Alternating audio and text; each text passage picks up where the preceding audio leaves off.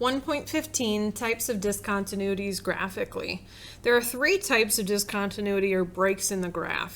There's what's called removable continuity. Removable can also be called point discontinuity sometimes. It's really just a hole. So the graph would be continuous other than there's one open circle or a hole in your graph, and that makes it discontinuous. The second one is jump discontinuity. It's exactly what it sounds like. It's when there's a jump and your limits don't meet, right? So we've got from here to here, there's a gap between. There would also be a jump discontinuity here. And then the third type is infinite discontinuity. Infinite is where you have vertical asymptotes. So that would be right here. And you would say it's at -3. This is at 7 and at 1 and at 3. You would say where it's at.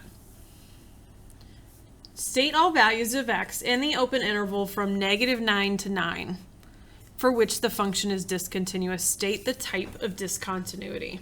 So number one, I would start from the left. Don't worry about what's happening at -9. That's just saying it stops here.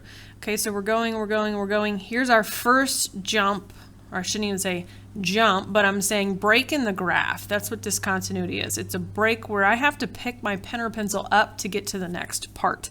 So right here, I have a vertical asymptote at x equals -3. So I would say infinite, and I'm not going to write discontinuity, infinite at x equals -3. All right, so then I would keep going and going and going and going and going, and then I get to a hole right here at x equals 2. Well, that's called removable. At x equals 2. And then here, I don't have a hole or removable, I actually have a jump because I have to pick my pen up to get to this next piece. So there's a jump at x equals 3. And then the rest would be continuous.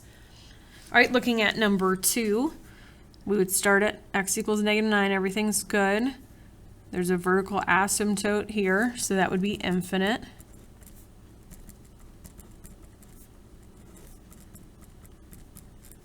At x equals -5, then I would keep going. Then I have a jump discontinuity at x equals 1. And then I have a removable at x equals 2. I knew I didn't spell that right. Okay, I'll let you try number 3.